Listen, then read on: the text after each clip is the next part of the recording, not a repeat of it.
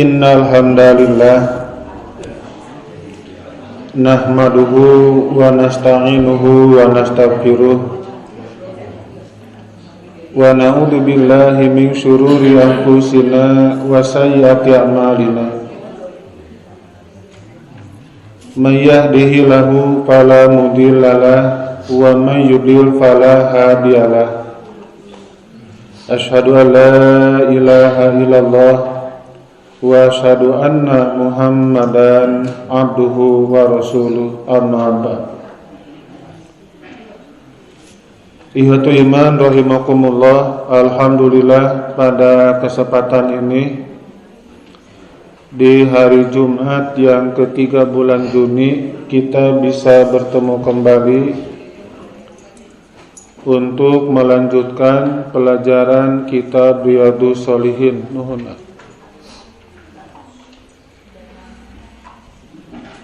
Masih bab yang ke-23 tentang memelihara kebaikan dan melarang kemunkaran.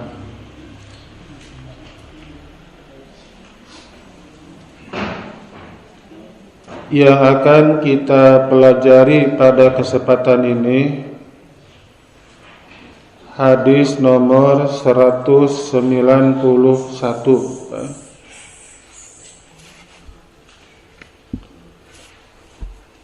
An Abi Sa'idin al-Khudri radhiyallahu anhu, dari Abu Sa'id al-Khudri, semoga Allah ridho kepadanya, anin Nabi sallallahu alaihi wasallam qala, sesungguhnya Rasulullah sallallahu alaihi wasallam bersabda, Iyyakum wal julusa fit turuqat, hindarilah olehmu semua duduk di jalan-jalan. Maksudnya mah di pinggir jalan ya, bukan duduk di jalan. Karena kalau duduk di jalan tentu membahayakan, minimal ngamacatkeun itu kan. Iyyakum wal julusa fit turuqat, hindarilah olehmu semua duduk di jalan-jalan atau di gang, di pinggir jalan, sehingga akan mengganggu orang yang lewat atau akan menghalangi orang yang akan lewat. Faqalu, para sahabat bertanya, ya Rasulullah, ma'lana min majalisina buddun. Ya Rasulullah, kita tidak dapat meninggalkan duduk kita. Natahaddasu fiha, sebab kita semua bercakap-cakap di situ. Faqala Rasulullah sallallahu alaihi wasallam, kemudian Rasul bersabda, fa idza abaitum ilal majlis fatu at-tariqa haqqo, jikalau engkau semua enggan melainkan tetap ingin duduk di situ, maka berikanlah jalan itu haknya. Kalau mereka bertanya, wa ma haqqut tariq ya Rasulullah, apakah hak jalan itu ya Rasulullah? Nabi menjawab, ghaddul basar wa kaful adha wa raddus salam wal amru bil ma'ruf wa nahyu anil munkar. Beliau menjawab, yaitu memejamkan mata, menahan diri membuat sesuatu yang berbahaya, menjawab salam, memerintah dengan kebaikan, dan melarang dari kemunkaran. Hadis muttafaq alaih. Nah itu terjemah hadis nomor 191. Pak ya. Ini ada beberapa hadis yang saya lewat Pak ya.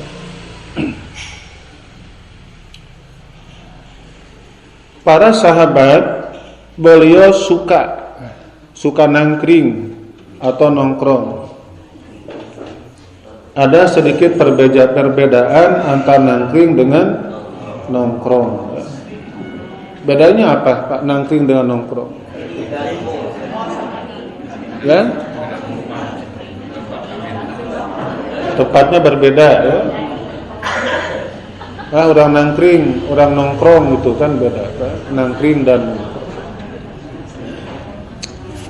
Bolehkah orang melaksanakan nongkrong? Boleh. Nangkring? Boleh. Kenapa tidak boleh? Itu yang tidak diperbolehkan ketika nangkring atau nongkrong yang dilaksanakan oleh kita mengganggu orang lain. Orang yang lewat merasa malu karena banyak orang yang nongkrong. Orang yang lewat pun mereka merasa terhalang karena banyak orang yang nangkring. Mereka berkumpul, ngariung gitu kan misalnya. Itu yang nongkrong, ada yang di hadapan di teras masjid, di depan pesantren, di depan madrasah. Tongkrongan mereka dan tangkringan mereka itu diperbolehkan selama tidak mengganggu orang yang lewat. Misal begini Pak ya, ada gang yang cukup besar, mobil pun bisa masuk. Kalau perwis sangat hati-hati. Nah di pinggir jalan yang tadi banyak remaja yang nangkring, nongkrong di sana, mereka ngariung, cingogo, bari udud. Ya tentu kalau mobil lewat akan sulit, karena banyak orang yang nongkrong di sana. Nah kita lewat. Nah itu kira-kira yang bilang punten teh siapa? Apakah orang yang lewat atau yang nangkring?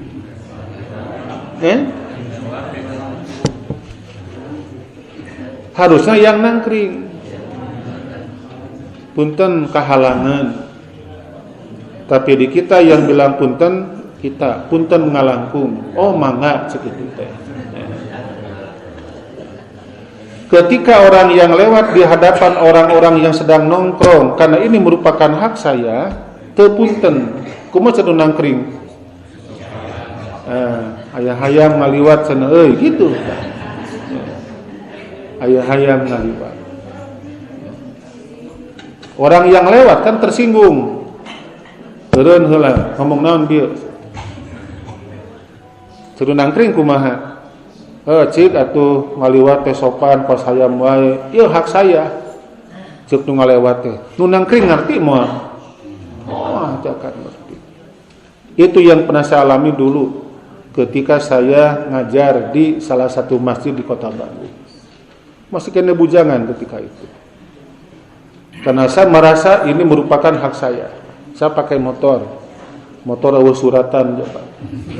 Ya. Bodong gitu kan. Backjul, apa backjul teh, Pak? Bebek 70. Ya. Bebek 70 suratan kenal pot teh ku pipa pompa air gitu kan, pipa ledeng ganeng sarua na jenuh nangkring gitu kan. Saya lewat perbot lewat erek ngaji teh Pak, ngajar barudak di masjid ya.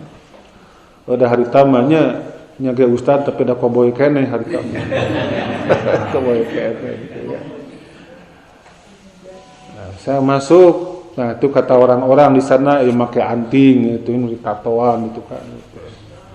Saya lewat, teu punten da hak saya ieu mah kitu lewat. Cenah aya hayam ngaliwat teu ngarti cenanya, saya teh tersinggung pan eureun naon bieu. Mentang-mentang ka ustad itu kan. Atuh cik atuh da kudu ngarti tah sampai tadi gesekan ketika itu, Pak ya.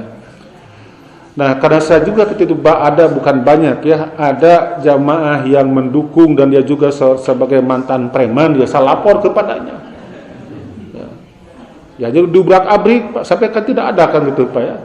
Nah itu sebetulnya tidak perlu terjadi seperti itu. Karena maklum darahnya darah muda gitu kan. darahnya para remaja. Itu tahun 88 Pak ya. Saya baru 2 tahun beres dari Pajagalan. Tahun 8 genep sudah mengajar di masjid itu. Nah 2 tahun berselangnya banyak remaja yang nangkring ya seusia dengan saya ya. Sekarang juga masih ada di antaranya kalau bertemu bercakap pengalaman baheula gitu kan. Nah itu kan merupakan hak orang yang lewat Pak. Ya. Nah maka kata Nabi di sini, iyyakum wal julusa fit turuqat. Hindarilah kata Nabi. Oleh kalian semua untuk duduk-duduk di pinggir-pinggir jalan atau di gang. Hindari kata Nabi itu. Ya. Kalau kita ingin membutuhkan tempat untuk nangkring, maka sebaiknya bikin itu kan oleh pemerintah setempat, oleh RT, RW atau kelurahan, membuat tempat yang nyaman, membuat semacam pos hansip, silakan ngobrol di sana gitu kan. Sehingga tidak mengganggu orang yang lewat. Para sahabat ketika mereka mendengar fatwa Nabi seperti ini, iyyakum wal julusa fit turuqat. Faqalu, maka mereka bertanya, ya Rasulullah, malana min majalisina butuh. Ya kami tidak mungkin bisa menghindarkan untuk duduk-duduk di sana. Itu merupakan tempat kami di sana untuk natahaddasu pihak bercakap, ngobrol bersama teman-teman kita. Kalau sekarang tuh orang ngobrol kan di kamar. Orang sekarang ngobrol di kamar, bari gogoleran, ngobrol di ruang tamu, nyarande di kursi duduk, ngobrol bersama siapa? Bersama orang yang jauh. Asik tidak? Ya kurang asik. Kalau dulu kan orang bercakap, ngumpul, ngariung di pinggir jalan, cingogo, di nagot gitu kan. Apa got Pak ya? Iya. Temo gitu kan. Cari ngogo di sana. Mobil lewat ditolak mobil kade itu kade gitu terus Pak ya. Gitu kan. Dulu kan jalan ini belum ada Pak ya. Ini belum ada. Itu masih kena sawah kalau dulu kan.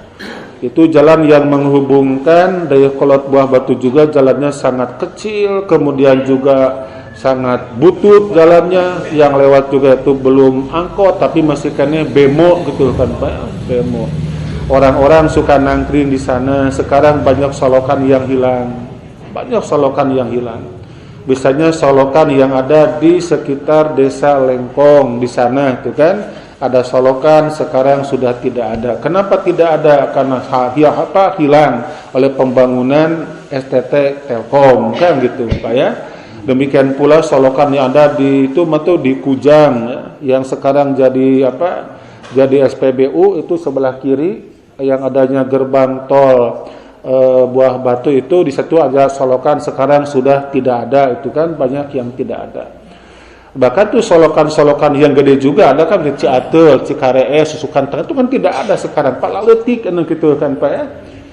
Itu Bapak kalau lihat tahun 80-an itu Walungan Ciatel itu sangat rindang Pak. Dikelilingi dengan pohon cangkring. Sekarang itu cangkring tidak ada.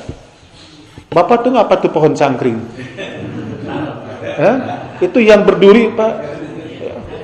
Nah itu ada buahnya dage naon. Dage cangkring, wah itu nikmat Pak, kan?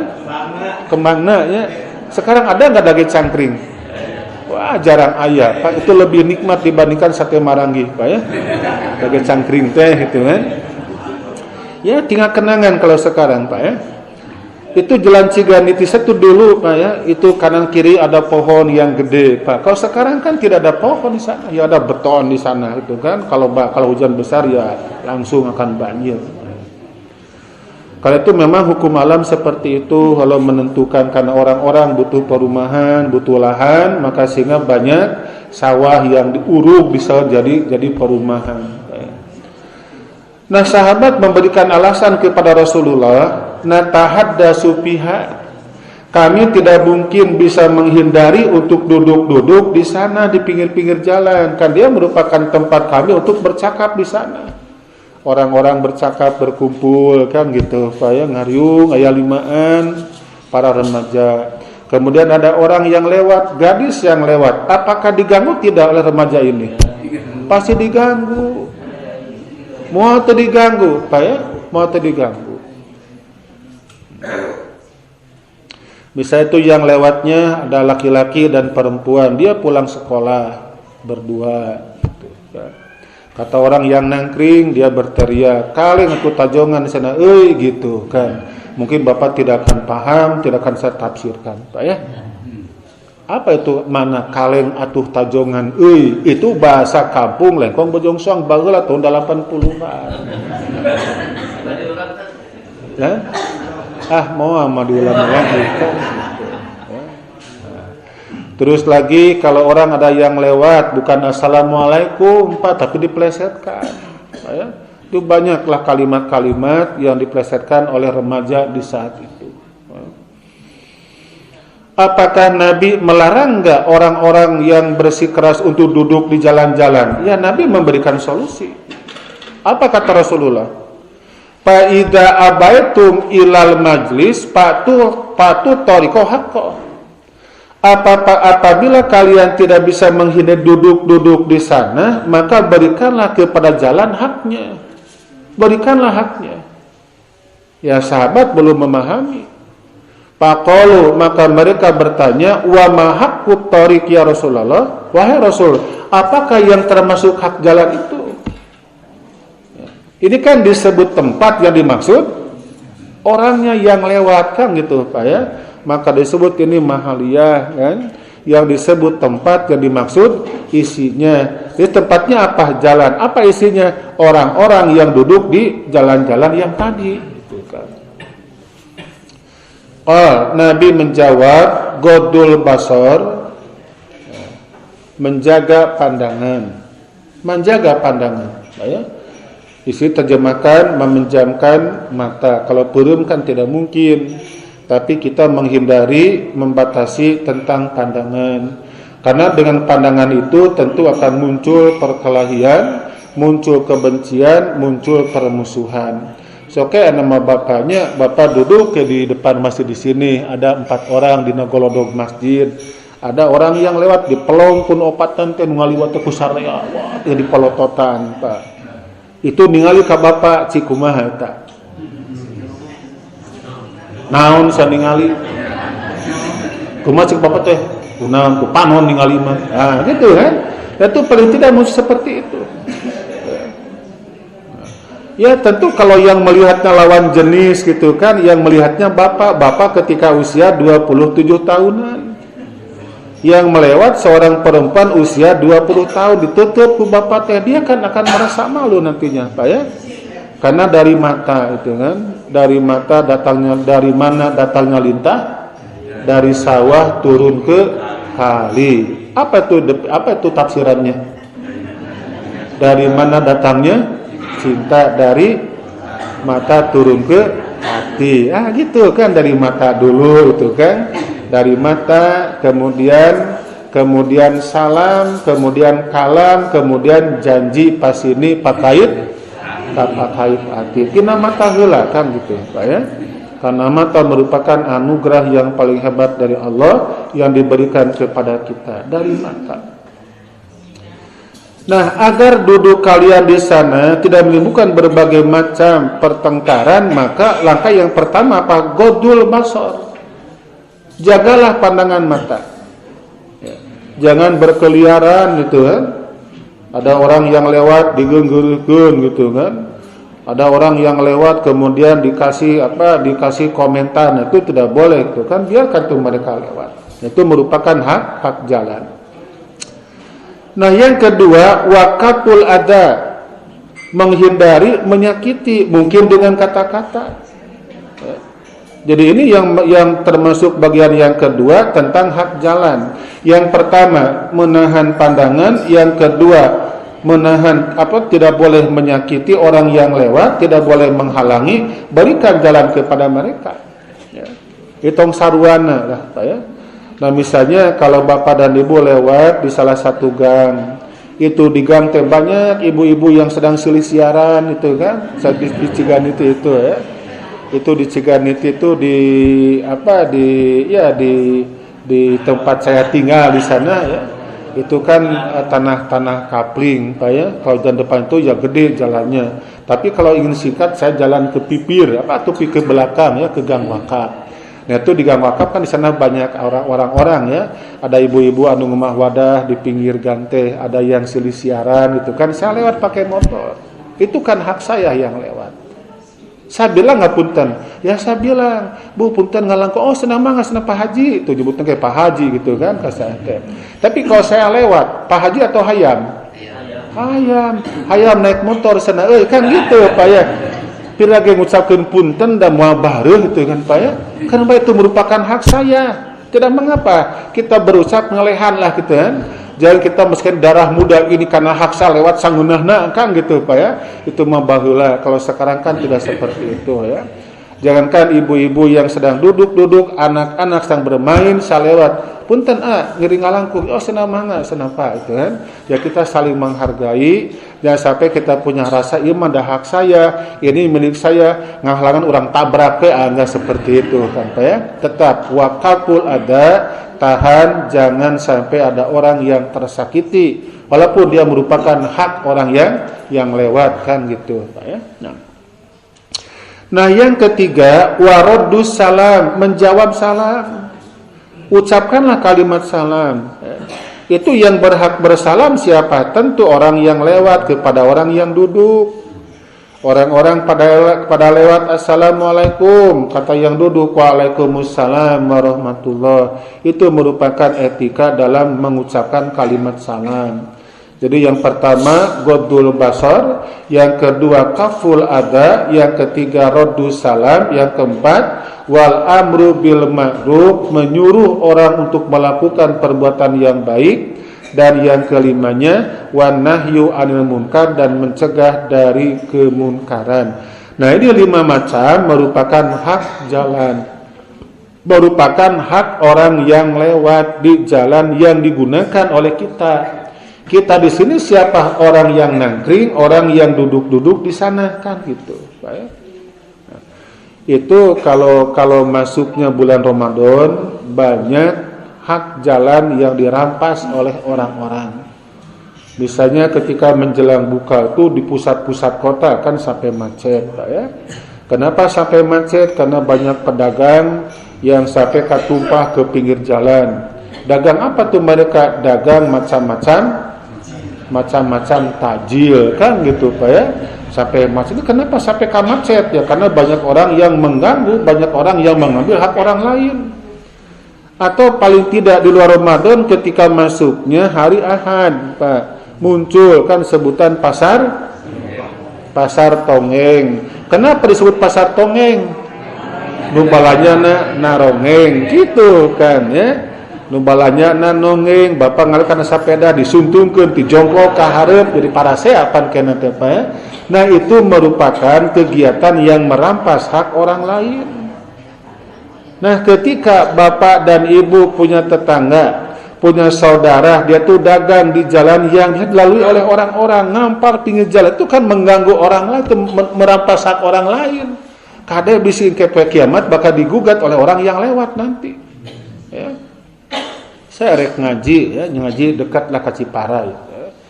Karena malas pakai motor, saya pakai mobil, yang ngonang tengah bejaan, hari Ahad mah tong ngalangkung ka bale enah ka itu kan. Ya karena saya kan jarang lewat ke sana, selalu wah kata macet itu jadi ke pengajianan apa. Ya.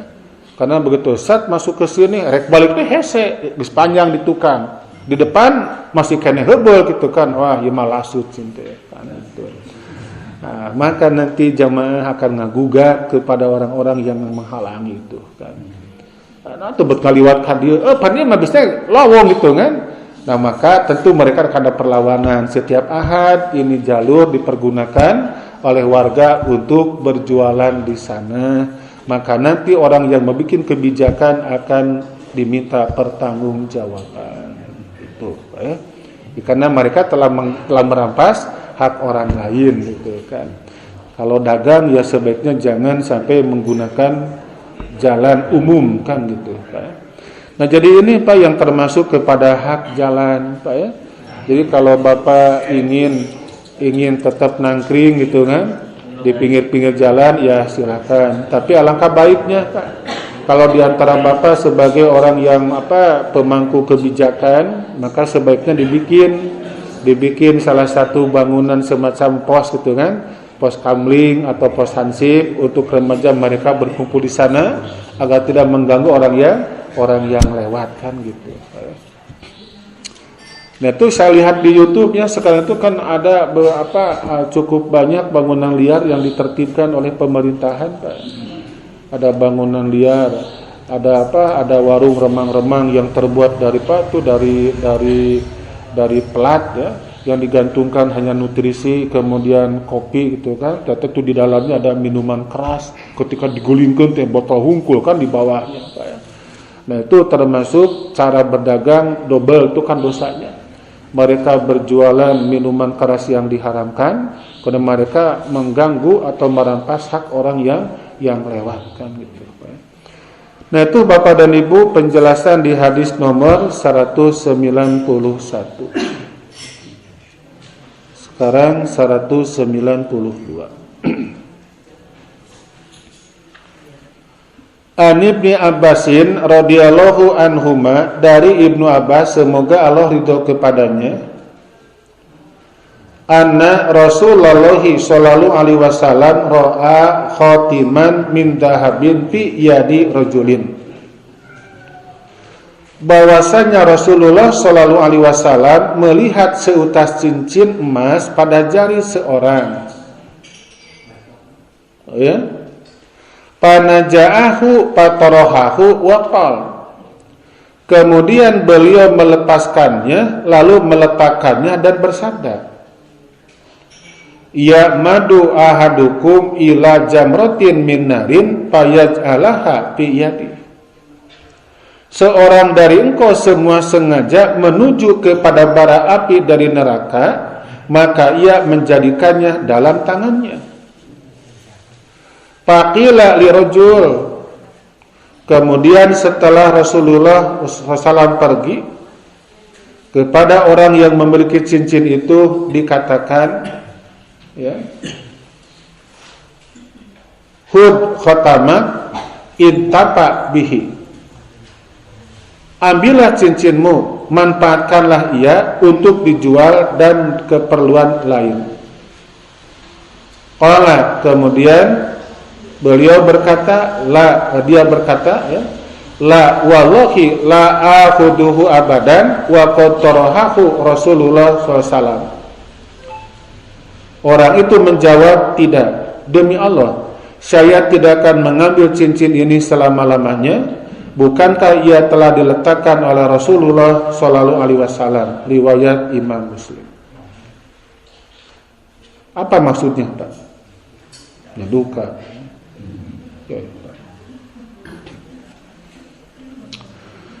Khotaman min dahabin, cincin dari emas.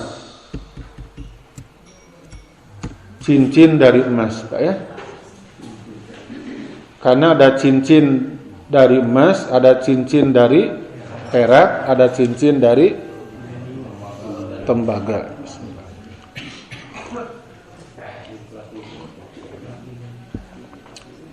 Nah, Nabi melihat seseorang menggunakan cincin dari emas.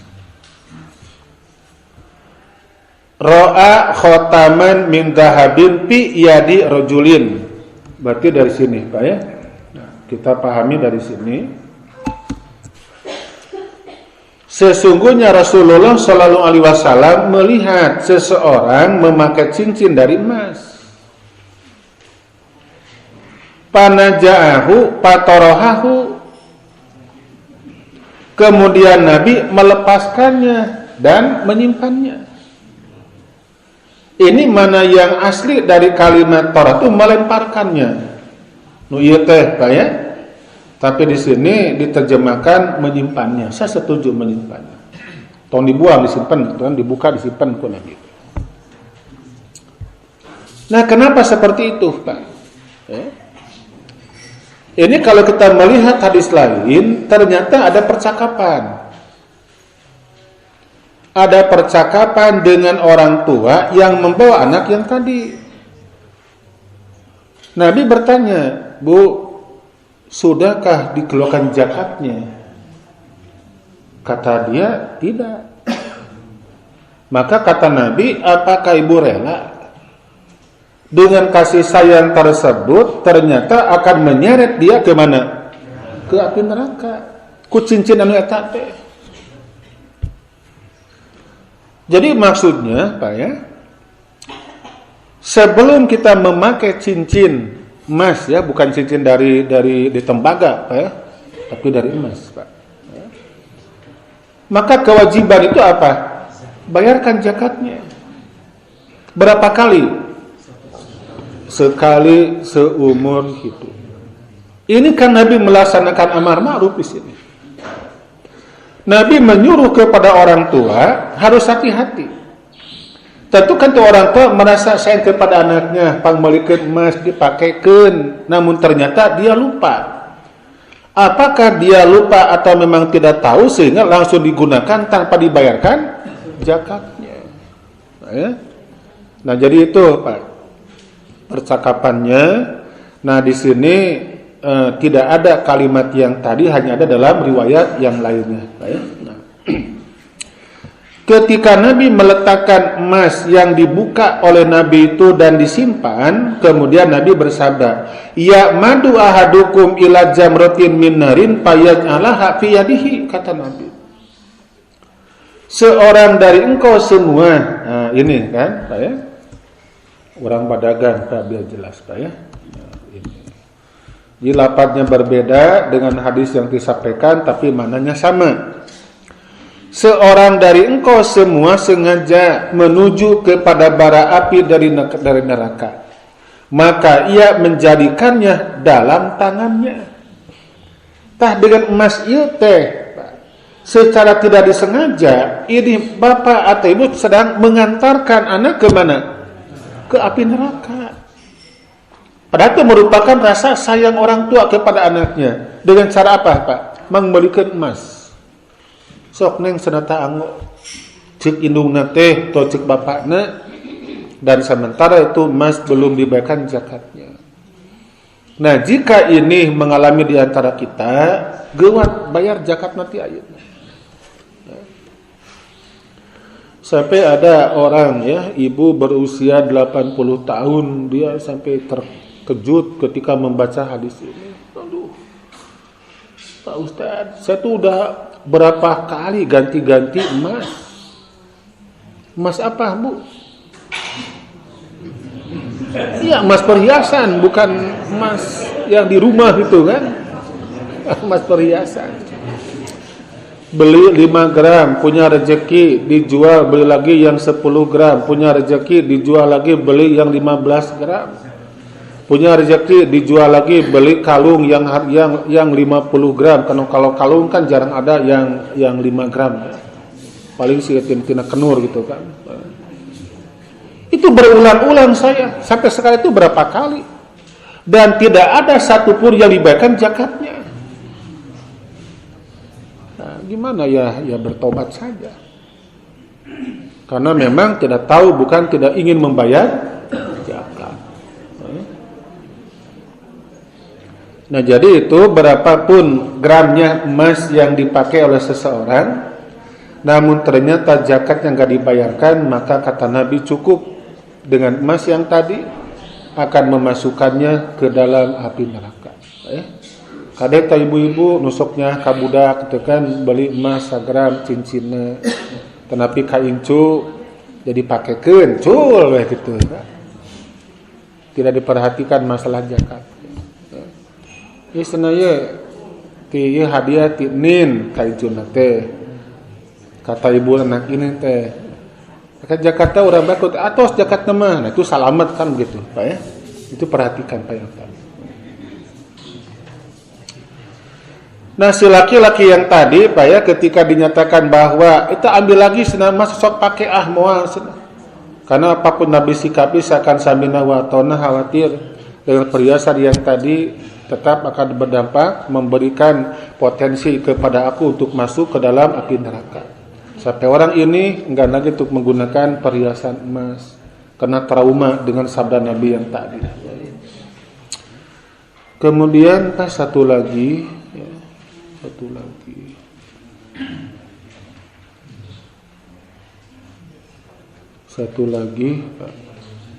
hadis 193.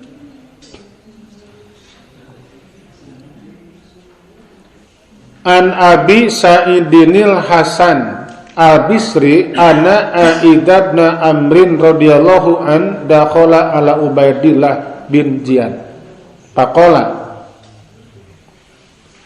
dari Abu Sa'id Al-Hasan Bisri bahwasanya Aid bin Amr masuk ke tempat Ubaidullah bin Ziyad lalu berkata, bunaya, Aid bin Ziyad, hai anakku, ini sami'tu Rasulullah sallallahu alaihi wasallam yaqul, saya pernah mendengar Rasul bersabda. Kata Rasulullah, inna syarra ri'ai al-hutamah. Nah ini Pak ya, sesungguhnya seburuk-buruk penggembala ialah orang yang tidak belas kasihan pada gembalaannya. Ini kalimat gembala, biar Bapak tidak pusing, saya akan ganti dengan pemimpin. Ini maksudnya, pemimpin. Kebaca nggak Pak Bu? Oke, ya. Sesungguhnya seburuk-buruk pemimpin ialah orang yang tidak belas kasihan pada yang dipimpinnya. Pada siapa? Pada rakyatnya. Ini kalimat al-hutama diterjemahkan keras hati. Sama enggak antara keras hati dan keras kepala? Bedanya apa? Ari keras hati mah keras hati, kalau keras kepala ya. Beda ya, beda kadengen nage kan gitu Pak ya. Nah, itu kalau keras kepala, orang yang menyombongkan diri, tidak mau menerima pendapat orang lain. Keras hati, orang yang tidak punya rasa kasih sayang kepada orang-orang yang miskin. Teu aya we rasakannya teh. Siga Bunyamin minta sangu, itu termasuk keras hati. Pernahkah dia merasa iba melihat orang anak-anak Palestina mereka mulungan sampah untuk dimakan? Pak ya, ada roti yang basi mereka makan karena kelaparan. Ada enggak rasa belakang? Kan tidak ada. Itu termasuk keras hati yang tadi. Nah, maka dibantu oleh Iran gitu kan. Iran menggempur ke sana, terjadi perang yang sengit pada saat ini. Betapa canggihnya itu kan pesawat-pesawat atau tempur-tempur rudal yang dimiliki oleh Iran sebetulnya. Itu saya kan hampir 2 tahun Pak perang dengan Hamas itu Pak ya, geus leuleus Pak tentara nanti. Tentara nagis capek, ekonominya sudah melemah, sekarang melawan Iran yang kuat tentang persenjataannya. Kata rudal milik Iran itu, satu rudal itu paling murah harga nanti 200 bukan 200 Pak, itu berapa? 900 miliar Pak itu Pak. Kalau dirupiahkan, itu satu rudal itu Pak. Maka dia memiliki 1.500 sekian rudal. Eta dikirimkeun ke mana ke Israel. Dikirimkeun kayak gitu kan Pak. Nah, kita dukung yang mana? Apakah kita dukung dengan doa Iran atau Israel? Iran sih. Iran sih. Israel Yahudi itu kan. Ya orang lalajo lah. Lalajo orang apa ya?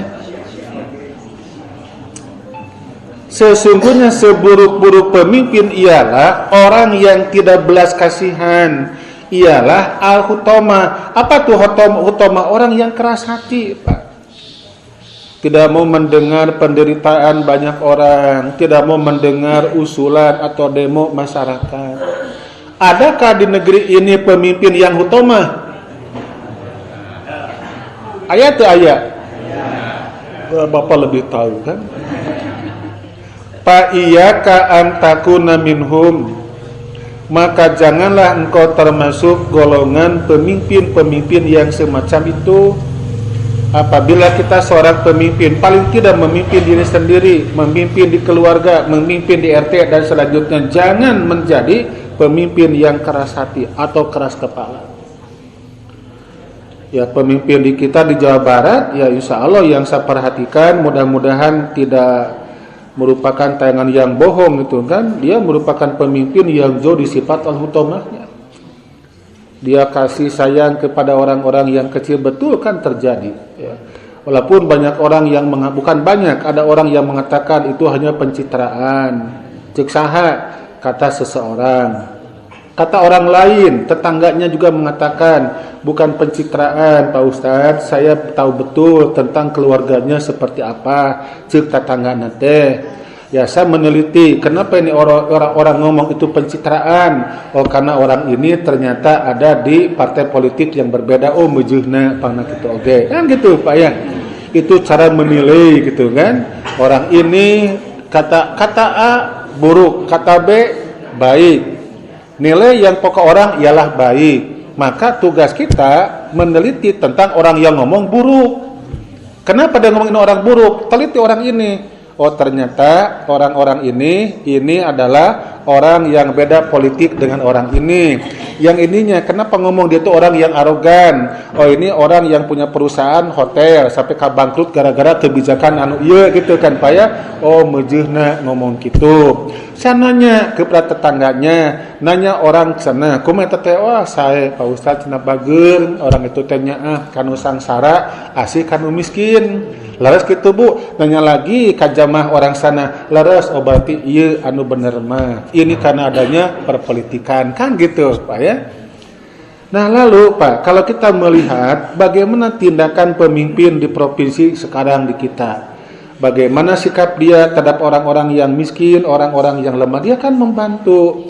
Ketika ada rumah warga yang menduduki tanah pemerintah, diajak ngobrol heula, diskusi heula, dikasih tunjangan, dibersihkan, tidak ada perlawanan. Itulah pemimpin yang bukan al-hutomah ya. Kalau pemimpin yang hutomah itu, mereka merampas harta rakyat, mereka mengkorup, dipergunakan untuk apa? Untuk bersenang-senang gitu kan, bersenang-senang dengan lawan jenisnya, sampai karame kan ayeuna kan gitu ya. Lah buka sugan eta saha.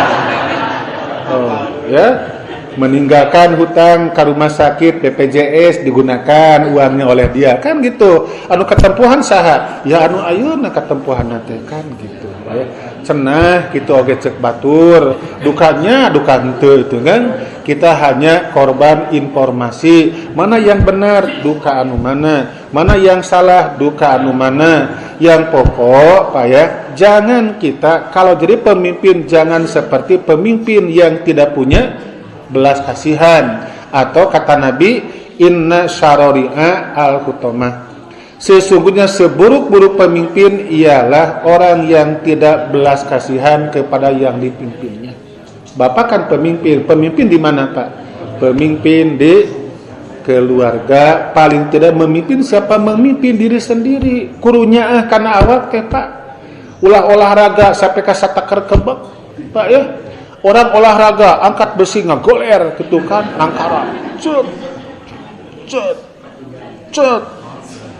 teka angkat pasti besi nate teka angkat tolong Allah jelema sampai ninihan ka dieu ngolahek maot itu kan ngadolin diri eta ya. Atau olahraga mah ya anu ringan-ringan itu kan dor sepedahan nanya mudun rem ngepok bulu ke jurang, itu kan menyiksa diri. Olahragalah kemampuan kita, Olahraga kita paling yang mampu apa? Lelempangan ngurulingan masjid bolak-balik. Genah kan gitu Pak ya. Lamun capek kan blus ke rumah. Kita sekarang lari sampai lari ke Majalaya. Orang yang balik pan ke naik elok gitu kan. Nah, leuheung yang lari, ieu mah naik sepeda, Pak ya. Orang naik sepeda sampai jauh ka mana ka Pangalengan. Ka Pangalengan, ka Ciwidey sampai teh di Cianjur Selatan. Jeung ulam pre we ngalang-ngalang culang cileung, aduh cenah hoream balik.